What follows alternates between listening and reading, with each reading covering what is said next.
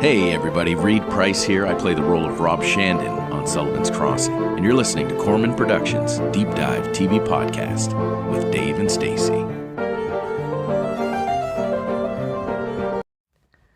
Welcome back, everyone. This is Dave from Corman Productions, my co-host Stacie, here to talk about Sullivan's Crossing, Season 2, Episode 3, titled Confessions.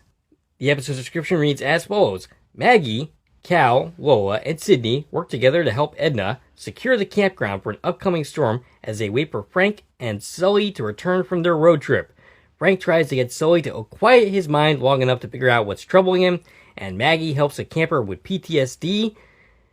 Frank confides in Sully about what really happened with his cousins in Alberta, and Sully finally opens up to Frank about the Lola incident. The episode was directed by Cal Coons and written by Mika Collins. This is the first stint for both on this series. And before we go any further, I'll tell you a couple things. One, this is not a spoiler-free podcast, so if you haven't watched the episode, I highly recommend you go check it out and then come back and give us a listen. Secondly, if you're listening on one of the platforms that this podcast is now available on, please follow and feel free to check out my YouTube channel, Corman Productions, where additional content can be discovered. If you're already on my YouTube channel, please like, share, and comment, and subscribe to our channel. Alright, shout-outs this week. Sharon Greenman, she said that the title of last week's episode was fitting because everybody seems to be having issues, so a storm is brewing. Yes. And yeah, I see that. And all right, so Skylar Anderson asked a question. And that question was, would this be a stronger series if we had less characters? If we only focused on Frank, Sully, Edna, and Maggie? And so I'm going to preface my comments with a couple of things. One, I do love this series. I do enjoy it. I do like the characters in the series. And two, yeah, maybe if we didn't have Rob or Sydney in the story, it would be a stronger series because we'd get more focus on the other characters. At the same time, the only reason that I am here is because of Reed Price. Right. The only reason we are having this conversation is because of Reed Price. Yes. If he were not in this series, I never would have known this show existed, and I would not be watching it nor talking about it. Right. So we are partial to Rob. So, yeah. But at the same time, there are shows with large casts that do pretty well for themselves. And I'm not even saying the show is bad. Like, I think this is a good series. I love the show. I don't love everything that it does. I don't love every creative decision they make. I definitely think that a tighter focus would make these episodes stronger. But, like, in the case of these series with bigger casts, I'm thinking This Is Us. Mm-hmm. This Is Us, had a pretty big cast. Right. But all their stories were kind of thematically tied together, and you didn't have focus on all the characters all at once all the time. Right. You had a Kevin story or this, so on and so forth. Star Trek Deep Space Nine, it had a lot of characters on that show. And we had the main cast, and then we had a lot of side characters. And those side characters did not appear in every single episode. They would show up. Sometimes they would get more focused than others, so on and so forth. I think it's possible to have a large cast of characters and still tell compelling, satisfying stories, which sometimes this series struggles to do with some of its lesser characters.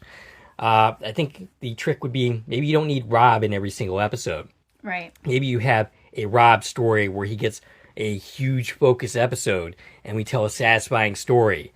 And next week we see him for 2 seconds, or maybe not at all. So on and so forth. I mean, so I guess that's really my answer to that question. And, okay, so the other thing this series does is it'll introduce a character like Duncan. The instant you see Duncan, there's a bullseye on his head. You know he's going to die. Right. You know what would make that storyline more impactful? If it was someone we already knew. Yeah, but they can't kill off the people we already know because then they would lose the people we already know. I mean, fair enough. There's not that many of them that we can just start killing them off all the time. Well, what about making that Jackson's father? Well, so you don't got any love for Jackson's father? I mean, it's not like I hate the character, but that would actually mean something. Right. Because we've seen the guy... Thing. We have characters like that aren't main characters, but they're recurring characters, but then... It does feel like he gets shoehorned in sometimes. Yes. And Connie, giving her character scenes in this episode that we're about to talk about feels like really stretching. Well, I feel like we're definitely going to get some Connie story after this. I mean, fair enough. I think we're going to actually do something with her character this season. I mean, and I hope that's the case. I just kind of feel like, what am I watching with these scenes? Like, right. Maybe we could... instead of them, like, putting their story in an episode, it's like they'll take these side character stories, like one story, and split it up. A minute in this episode, a minute in that episode. It's kind of soap opera-y, the way they do it. Yeah. So, I don't necessarily love that approach. Yeah. And I think it would be stronger if they chose another way. But this is the way they're going. And like I said, I love this series. I mean, a character like Andrew...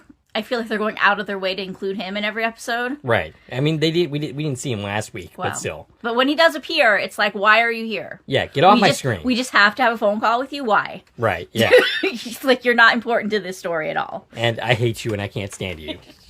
All right, so Stacie, your thoughts in this week's episode? I enjoyed this one. It was a little bit of a, we're going into the storm. We got bad weather. It looks like we're going to continue this story pretty much next week. I haven't seen that episode yet, but I feel like these two are kind of a two-part episode with the storm. And I don't know, I enjoyed the setting. It felt fun. It felt like we were doing something a little more than just let's all sit around and talk. Right. I mean, they did plenty of that too.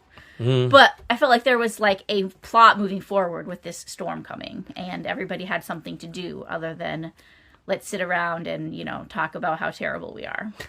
I enjoy quite a bit of this episode. I think the Sully and Frank stuff was pretty strong in this episode. I think the Maggie's part of that story is also pretty strong. Everything else is kind of iffy. I think it has that problem of just like being all over the place and not thematically tied in. But I do feel like, other than Andrew, every character this week had something to do.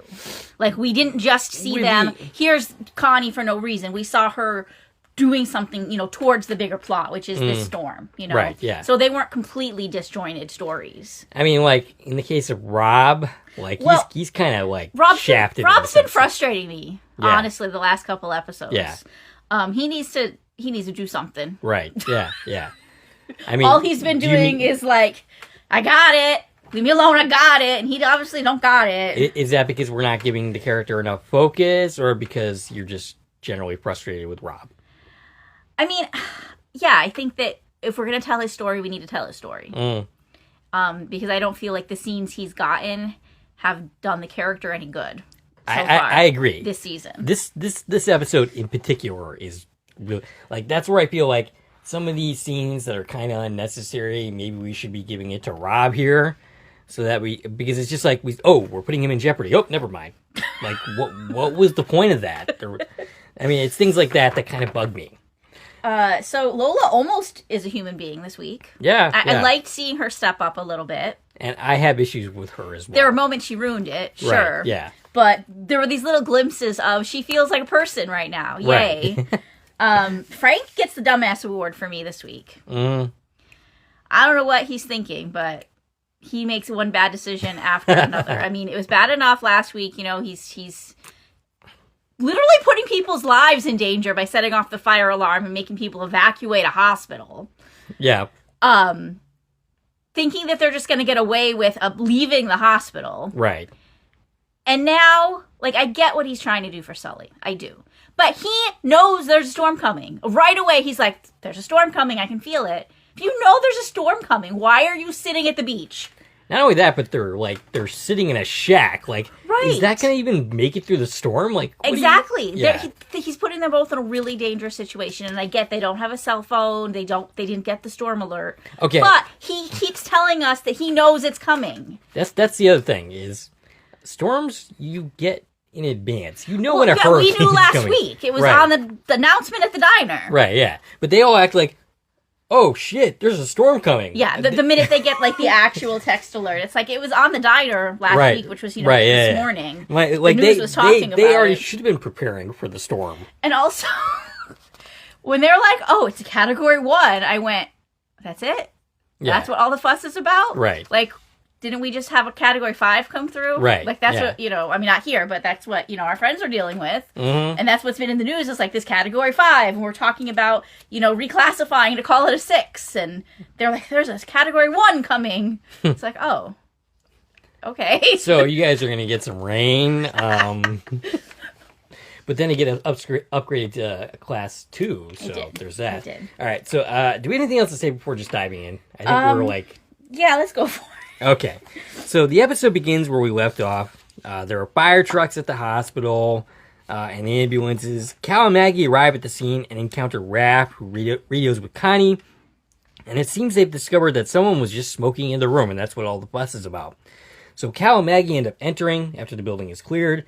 Maggie talks to the doctor and explains what Sully's condition actually is, and I think you were right on the money last week. Yeah. There's a vitamin B deficiency. There was a bunch of medical mumbo-jumbo, which I didn't take note of exactly all those words. But it boiled down to what I had put together from the little bit of research I did. So, yay me, I was able to Google properly. Stacie is smart. He has a vitamin B1 deficiency brought on by alcoholism. So he has not been taking the B1 to keep the mosquitoes away, like everyone else at the camp. Right. So Cal and Maggie enter. Oh, yeah, I just covered that. So a nurse informs them that a patient is missing, one Harry Sullivan. And they learn that someone was spotted with Sully in the parking lot. And from the description, it's clear that Frank is the culprit. And this is nurse number 2. This is her first appearance. She's played by Sarah Jane Blenkhorn. And she's in an episode of Digstown. And then we have our credits. By the way, I really liked that cold open. I think it was nice and concise and really worked really well. When we come back, Frank and Sully are on the road. Sully still feels like there's something he's supposed to be remembering. And Frank has an idea on how to fix that. They're going to go fishing and self-reflect. Sully says he has no time for that, but Frank says that they will need to make the time. Yeah, and so far, so good. Okay, great, you're going to go fishing. No problem with that at this moment. Right. But I'm assuming that's not going to last very long. Edna and Sydney are at the store. Sydney is still trying to figure things out with the books.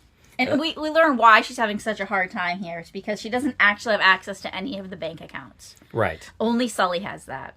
That's a pretty bad system. Lola comes in to help. Lola talks to Edna about finding the person who hit her. Okay, so, all right. She walked in and she said, I'm here to see if you need help. Right. And that was good. Yes. She was being a human. She's putting herself to work. But yeah, she immediately ruins it by bringing up these files that she gave to Cal last week. Like this is, a current thing going on that we care about. Right. So here's the thing. I don't understand why she is so fixated on this. Like, right now. Right. I mean, it happened a decade ago or so. And if there's a psychological impact on her, that has never been presented. If we want to, say there's a psychological problem here as a result of this, fine. But that's not, we don't see that ever. You know what would have made this a little easier, I think, is if we were told when she found the files, she read something she didn't know. Oh, okay. If she got some new piece of the puzzle and that got her brain tinkering, I'd buy that. But we weren't told that. We were just told, I found my case files. Right. And now I'm obsessing over them. So here's the thing. Lola is a pretty girl. She is fully able to walk. It's not like she walks with a limp. She doesn't have any major physical problems. Right. She's not in a wheelchair. I don't understand. She went through something traumatic when she was a kid. Yes. And it's over now. Right. But we're acting like it happened last year. Right. And she just got out of recovery. That's what we're acting like. Now, if she were missing a leg, if she were in a wheelchair, if she had some kind of PTSD flashbacks as a result of this or some psychological damage that we had explored at some point, this would make a little bit more sense to me. Edna asks her what's bringing this on. Right. And she says, she's looking for answers because she's felt vulnerable ever since the accident. You mean since you were a little kid? Right. That's like your whole life. Yes. So... Right. So, I mean, I guess, but... and she wants to hold the person accountable, she says. So I had to look this up because it was bothering me. This whole storyline's bothering me. The statute of limitations? Exactly. Okay. So I looked up the statute of limitations on a hit and run, specifically in Nova Scotia, where this story is taking place. And that statute of limitations is 2 years. We're well past that. Now, there is an exception for minors. Okay. Which we fall under. which makes the 2-year counter not start until the victim turns 19. Okay, but Lola is so older than... So technically, she has until her 21st birthday to press charges. How old is Lola now? Exactly. We have no idea. I mean, I'm assuming older than 19. Well, it could be that she's right about 21. I don't buy it. I mean, she's younger than Maggie. We were told that. But by how much? We don't know how much. Right. I mean, like, they had some kind of rivalry going on, and that would make less sense if, like, Lola was, like, 10 when Maggie was in her 20s, and I don't know. But yeah, that's the situation. So unless she's under 21, no one is getting held accountable at this point. This is something you needed to do sooner. Right. So, Frank with Sully suggests calling Edna and Maggie so they don't worry. And then they end up arguing over exactly who is going to do that. And again, good call, Frank. Let them know you have Sully, you're safe. That's the right move here. And then Frank, by the way, wins this argument. So Sully ends up radioing in, causing Edna to wonder what the heck he's doing on the radio because he's supposed to be in the hospital. And then he does this whole static thing of, faking like, oh, we're breaking up, and that kind of thing, so they don't have to talk anymore. And that's where we break it. And also, by the way, they buy this. They buy this to the point where in the very next scene, we have to get a hold of Sully. Right. It's urgent. Mm-hmm. And they're like, nah, they're out of range. You can't reach them. But they could have reached them. If they tried, the call would have went through. Right, yes. And because they bought this, they don't try to reach him. And that way he doesn't know, guess what? You're fine as long as you come get this urgent treatment. Right. Yes. Okay, so Maggie enters the store.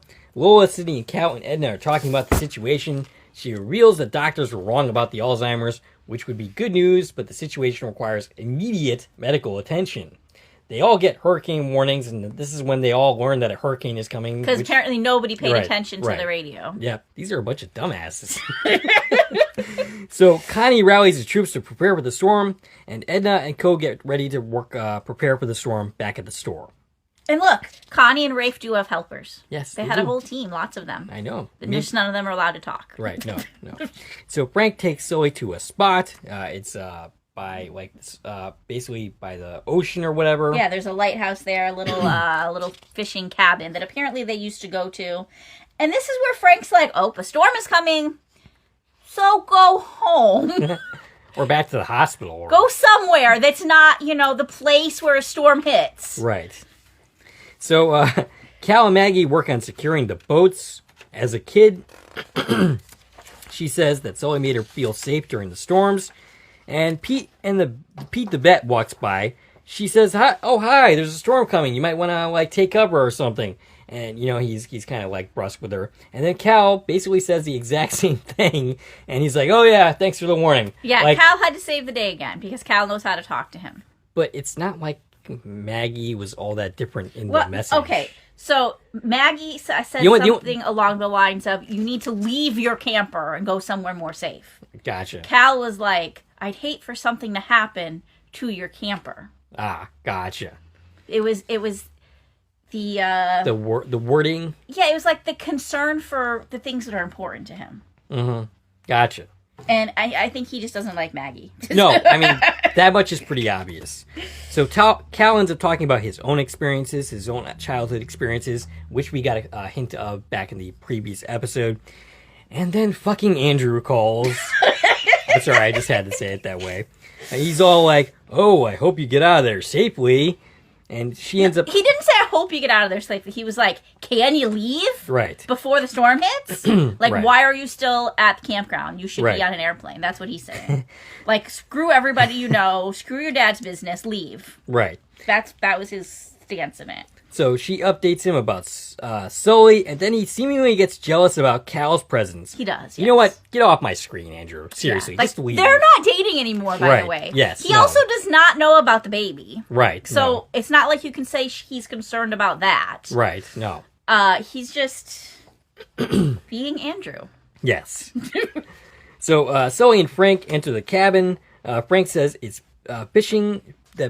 Fishing is for tomorrow. Today is for meditating. Yeah, which confused me. Right. I thought you were going fishing. Right. Now you're fishing tomorrow? Right. So they're not fishing, they're camping. Right. There's no intentions of going home. No. And, but you know the storm is coming. Right. And he quotes Charlotte's Web. He does, yes. Yes. So Lola walks with Cal, expressing her worry for Sully. She suggests that he treats everyone like family, and then says maybe it's because his own family abandoned him, and Maggie overhears this. Connie finds a woman, Melissa, in her office, who she gives advice to about how to manage the storm. It's a hair salon. Okay. That Alyssa owns. Ah. So Connie's going like door to door, telling all the businesses, "Hey, do you know the storm's coming? Make sure you prep and get somewhere safe, because these businesses are apparently not somewhere safe, but your houses are. I'm not sure how that works." Right. But that's the lowdown. And Alyssa is played by Michelle Nolden. She was in 26 episodes of Heartland, 57 episodes of Saving Hope, and 15 episodes of Numbers. And Alyssa says she just moved here from Edmonton, so this is her first hurricane. Apparently they're pretty common here in Nova Scotia. They all know how to deal with it, but Alyssa has no clue. And Connie tells her she needs to stock up on water, flashlights, batteries, and potato chips. And, all right, so... And find somewhere safe to ride out the storm. Yep. And, I didn't have a problem with this initial scene, but then when we were, revisiting the pair, I'm like, okay, what are we doing here? Well, why is this here? I'm guessing there's obviously Connie has a new girlfriend. Right. That's what we're getting at romance. Here. But did that have to happen in this episode? I mean, these scenes don't feel like they add up to anything. They do tie it in nicely, though. I guess. But I'll talk about that when we get to the second scene. Yep. So, Lola and Cal run into the pregnant couple. Only one of them is pregnant, but... and she offers them to stay at the Roy's. And then we cut to Sydney, who notices the propane is low. She calls Rob and, man, something is up his ass because he's really short with her. Well, he's trying to prep his own business. Yeah, I guess so. He has this assistant manager that's not helping. Right. Sydney's not helping him. She's off helping the campground. Right. And she asks about Ben, and he's like, don't worry about Finn. He's going to be fine. I got this. Yeah, and again, he's like, he's at the diner. Like, where else would he be? With my new babysitter. Right. Are you sure that he's safe at the diner? Are you sure your diner is safe? Yeah, the diner should be closed at this point. Right. And they should be hunkered down already. Yes. And that's kind of part of my problem is there's a hurricane coming and everyone's acting all concerned. And yet you have Cal walking around outside. Cal is just trying to help everybody and do all of the things for all of the people. You should be hunkered down too. You shouldn't be outside in a hurricane. Yeah. Yeah, he stays outside the entire episode. Every time he tries coming inside, someone gives him another task to do. Right. No concern for Cal's safety here. But, Cal's the only guy left around because all the other men are off fishing. Rob's off doing what the heck Rob's doing. Right. And it's just all these women giving Cal orders. Yeah, that must make him feel real good. So Maggie sits on the chair in front of the store and has flashbacks to last season. Sully telling him that he's proud of her. Sydney runs into her. He's kind of short with her. She is short with her. And this is the second scene in a row that Sydney tries talking to someone and gets shit on for it. But Maggie reveals what she heard about Lola. And that she says, so Maggie says she overheard Lola saying that she abandoned Sully. Right. Now, I'm going to point out, in Lola's defense, that is not what Lola actually said. Right. She said her family abandoned her. His family abandoned specifically, him. Yeah, that's what I meant to say.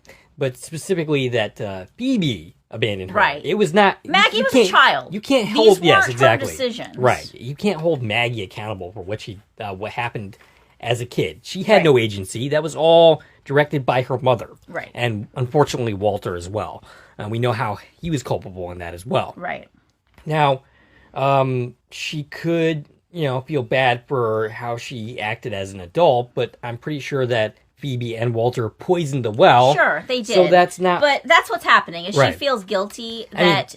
she never stopped to think about his side of things and what this did to him. Because she's always felt so much resentment towards him that he never came after her. That she never stopped to think what it was like for him not having his daughter in his life. Now, it is possible that Lola was actually taking a shot at Maggie, implying it, but that is not what she said. that seems like typical Lola. Yes. To shit on Maggie like that.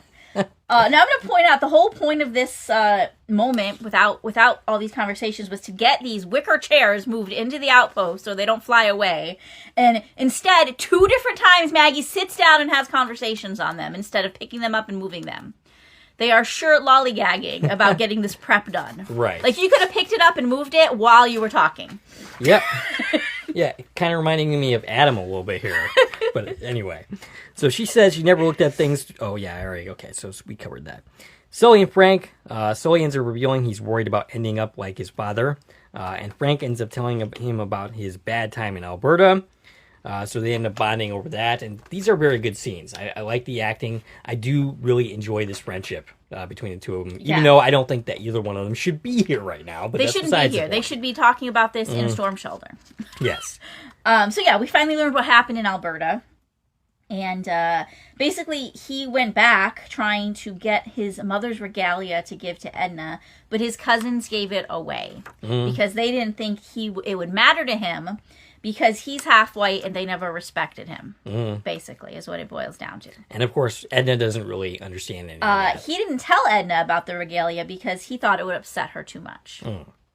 So she even doesn't know what he's fighting with his cousins about. Right. So Maggie and Edna tells her that she's pissed at Frank for not telling him what he was up to with Sully, and that he's always had kind of a blind spot when it comes to Sully. Maggie ends up asking, how did they meet? And Edna is hesitant to say exactly how they met because she doesn't know that Maggie already knows about his drinking. Right. And but she says that yes, Frank was, Maggie ends up saying that she knows about the drinking. Edna says that yes, Frank was his sponsor, but it's not his story to tell. And she is not responsible for, Sully's decisions or, him going back to drinking. Right, because Maggie suggests maybe it wouldn't have happened if she didn't come back. Which, right. I mean, it might be true, but at the same time, it's not her fault. No. It wasn't anything in particular that she did. It was just, a course of events that started with that. Mm-hmm. If she never came back, we wouldn't even have a show. Right, so. Yeah. It'd be pretty boring. All right, so Frank has Sully meditate on some rocks. And we cut to Lola, who's with the pregnant couple at her house. They end up talking about how they met. They talk about how they met, which is that the woman, Ellis, had a flat tire. And the husband, John, pulled over to help her. And he says, if somebody needs help, you pull over. Mm-hmm. Which is what I said is going to tie in nicely later to Connie and Alyssa. So you think that was intentional? It was definitely intentional because he had this whole line about, if someone's in trouble, you pull over and you help. And sometimes you get lucky and that person changes your life. Okay. Because in the next time that we have the Alyssa-Connie scene, Alyssa very specifically says, I'm so glad that you pulled over. Okay. All right. So maybe that scene is a little better than I give it credit for. They tied it in with the dialogue. Gotcha. All right. So, but yes, it is all buried in, we're dealing with the storm. Right. So, Cal stops by to help them. Oh, right before he gets there, the couple asks Lola if she has anyone special in her life. And, I almost feel sorry for her. She goes, not yet, but I hope that'll change really soon. Right. She really thinks she has a chance with Cal. He does not. She does not. Sorry, Lola, it's not going to happen. Mm-hmm. So Cal earlier had said he'd stop by to help her with her lawn furniture.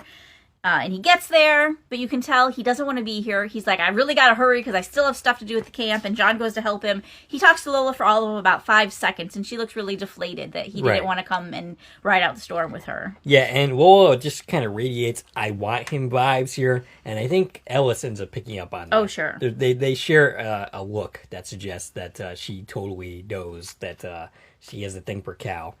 Sully does what Frank tells him to do. Which is, to just go where his mind takes him. And we flash back to what we saw at the end of last season. As he starts to remember, he walks away. And Frank, of course, is concerned and calls after him. The storm is getting bad. Yeah, it's all of a sudden, because we just saw Frank and Sully outside, and it still was nice out. But now all of a sudden it's dark and stormy in the very next clip. And so, the storm's getting bad. Connie runs into Alyssa. I have her Melissa in my notes. I think that's just what I heard. She's in the storm. She has a bad ankle. Yeah, she sprained her ankle. Yeah. Her car got damaged, and she's trying to deal with her car, and she sprained her ankle. So this is where, Connie stops to help her, leading to their love story. Yay. So Sydney and Maggie, the campground is abandoned except for Pete. She decides to go after him. Edna comes in. She still needs the propane, but there's no sign of Rob. And it's been hours. And Sydney worries about him and Finn. And all the phone lines are down, both the landlines and the cells. So there's no more communications. We don't do anything with this, so this is really pointless. It's, drama. I mean, it is, but maybe if we saw a little bit of Rob struggling Right. This Rob story would have benefited from, more Rob. Yes, exactly. It's just like, he's in danger possibly. Yeah, it would have been nice if he spent more than that phone call with Rob to know what he's doing all day. Right. Yeah, exactly. So we see Connie and Melissa, and I have a point over here is like, what is the point of this? But you kind of fix that a little bit. It's the beginning of a love story. I mean, I get that, but like you said, these scenes to me could have been better benefited seeing Rob and doing what he's doing. Because you want more Rob. I mean, yes, I guess I am biased in that direction. But, Connie also needs a story if we're going to keep Connie around. I mean, you don't really need to have a story for Connie. You just have her in the background and rescuing people. So she tends to Alyssa's ankle in the salon and scolds her because she had told her to get somewhere safe and she didn't listen. And then she offers to give her a ride home, and they're all smiles to each other. Aww. And I did happen to notice that she's going to be in the next several episodes. Okay. So this is going somewhere. So they're going to have a little bit of a romance. Yeah. So we already knew, maybe they're just going to be friends.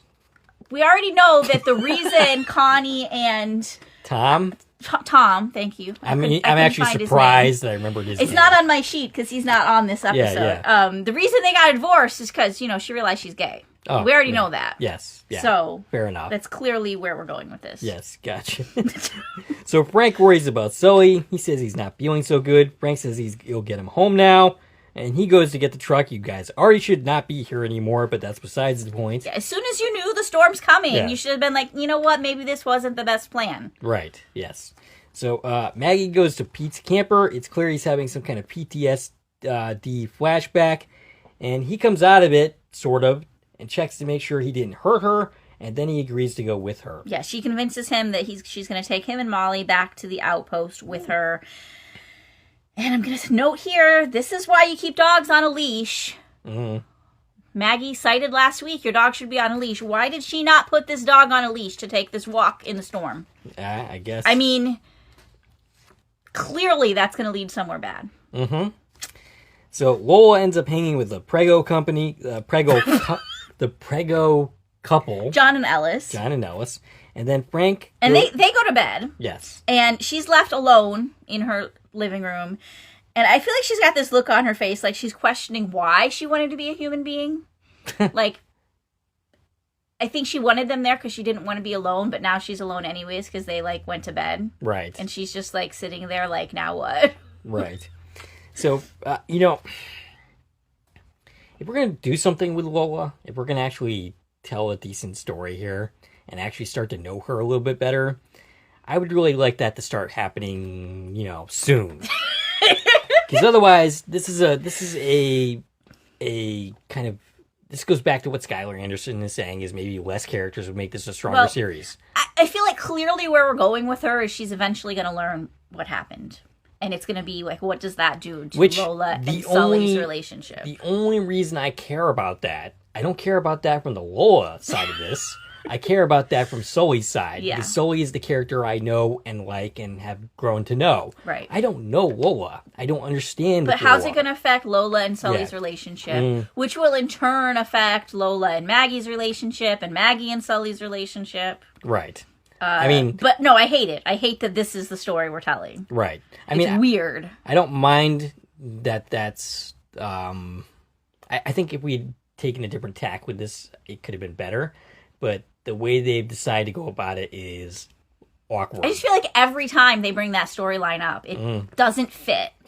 Right. Like, it doesn't feel relevant, and they're trying to make it relevant. Mm-hmm. And like I said, there's fixes that they could have made to, like, if they had, like, physically damaged Lola in some way, have her missing a leg or in a wheelchair. Like, she's an able-bodied, pretty woman. Yeah. There's no reason for her to still be fixating on this. Right. But anyway, moving along. So Frank goes to truck. It doesn't start, and then he goes back to the cabin. And he realizes they're trapped here. It's not very good. No. I don't care what level hurricane it is. Being right on the shore is a very bad idea. Mm-hmm. Without even a proper structure to be inside. The store is flooding, apparently. Cal comes in and is tasked with finding... Yeah, immediately, and sends him back out to figure out what's happening with the leak. And then they lose power. Maggie walks with Pete, but his dog goes running, and so does Pete after the dog. Yeah, Molly runs off because she's not on a leash. Pete follows her. Maggie follows him. Right. And we're lost in the woods in a storm. Yeah, not a good thing. Sully looks for water and finds a bottle of alcohol. I couldn't tell if there was actually alcohol in this bottle of alcohol. There was a little bit. Okay. Yeah. So he begins to... He smells it. Yeah. He smells it. He begins to open the bottle, and he seems to struggle with it. And he finally sees the full set of memories, including running over Yeah, Lola. we get a flashback of the scene with the day Lola was hit. And then he takes the bottle and throws it, smashing it. Now they got broken glass everywhere. Mm-hmm. It's probably not helpful. So Finn, Raph, and Rob enter the store. And they're safe. Yay. Yay. I cared about that for about 2 seconds. Apparently they got stuck in the mud and Rafe rescued them.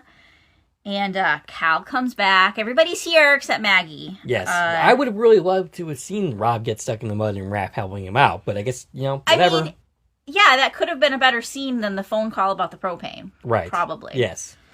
So Cal goes and looks for Maggie after the storm gets upgraded to Category 2. And Frank ends up returning to Sully. Sully says they need to talk. He remembers now. He says he can't fix it. He should have made things right when he had the chance. Frank thinks he's talking about Maggie, and he's not. He's like, I spent my whole life trying to make it up to her, but I can't fix it. And then he admits that he's the one who hit Lola. And I have a problem with this. Are we saying that the thing that he couldn't remember the last 3 episodes is that he hit Lola? That's the urgent thing on his mind? Not the fact that his campground's about to be foreclosed? I don't believe that's what they are actually saying to her. I mean, maybe it is. That's what he thinks. Right. He thinks this is what he has to remember. Right. But, by the way, this is a really good scene. It's a great scene. Both Tom Jackson and Scott Patterson play the hell out of it. It's a great scene between the two of them. It's a great scene, but I hate how he's like, I finally remembered the thing.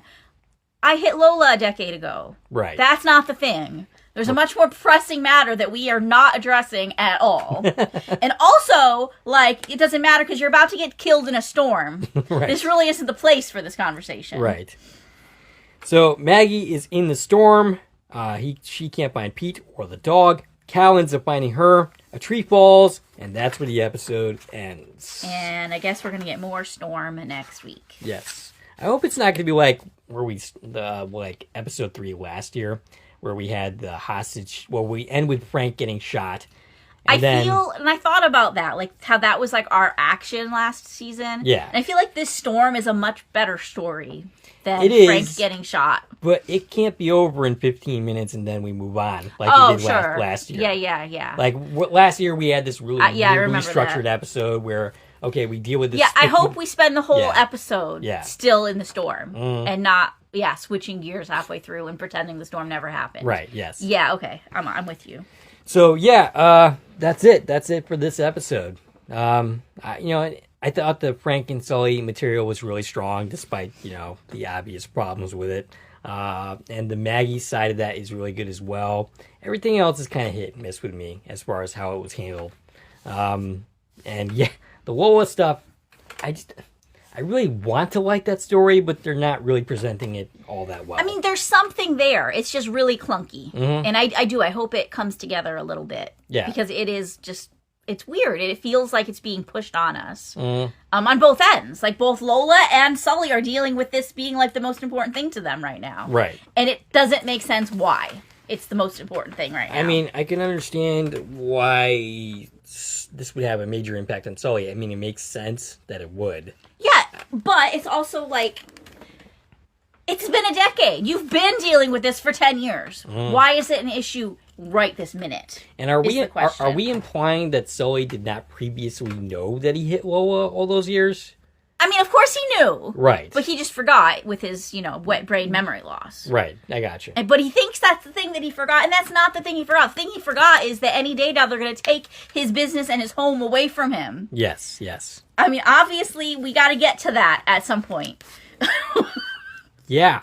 It felt like leading out of last season, that was going to be like the big thing this whole season, and we've barely touched on it. Mm-hmm. Yeah.